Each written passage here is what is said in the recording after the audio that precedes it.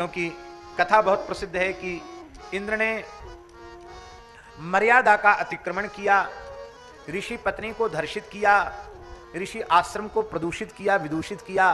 तो महर्षि ने अहिल्या के प्रकरण में इंद्र को शाप दिया था, तुम इतने देवराज होकर इतने इंद्रिय लोलुप हो, तो जाओ तुम्हारे सारे शरीर में इंद्रियों के चिन्ह हो जाएं, स्त्री चिन्ह से युक्त तुम्हारा देह हो जाए।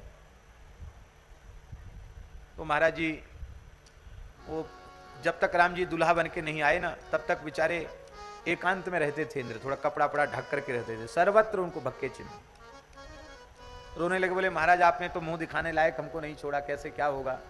बोले कोई बात नहीं, राम जी जब दूल्हा बन करके घोड़े पर बैठ के आएंगे, उसमें दर्शन करोगे तो ये सब चिन्ह तुम्हारे नेत्र बन जाएंगे। ऐसी भी कथा प्रसिद्ध है। वो सहस्राक्ष हो गए। पर ध्यान दें, एक पटका जो था ना इंद्र के यहाँ कंधे पर था, यहाँ कंधे पे, तो यहाँ पड़ा रह गया, वो चिन्ह बच गया, बाकी सब नेत्र हो गए। बाएं कंधे पर उत्तरी रखना चाहिए, यहाँ एक पटका था, उससे वो चिन्ह बाकी रह गया।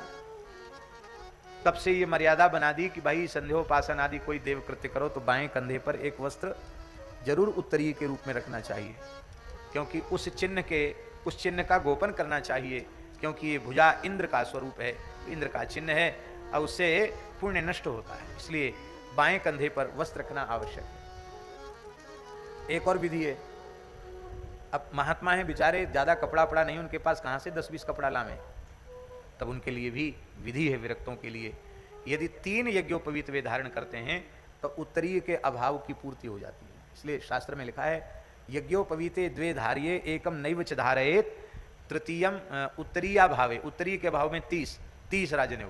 और केवल जो लोग कौपीन मात्र धारण करके रखते हैं यज्ञोपवीत धारी हैं, उनको 4 जनेऊ पहनने तक का विधान है। वस्त्रा भावे चतुर्थकम, 4 यज्ञोपवीत तक पहनने का विधान है। नदी जलाशय आदि में भी स्नान करते समय यदि 3 यज्ञोपवीत न हो तो एक उत्तरीय कंधे पर रख करके तभी उस खड़े होकर के संध्योपासन आदि करना चाहिए। बोलो भक्तवत्सल भगवान की जय।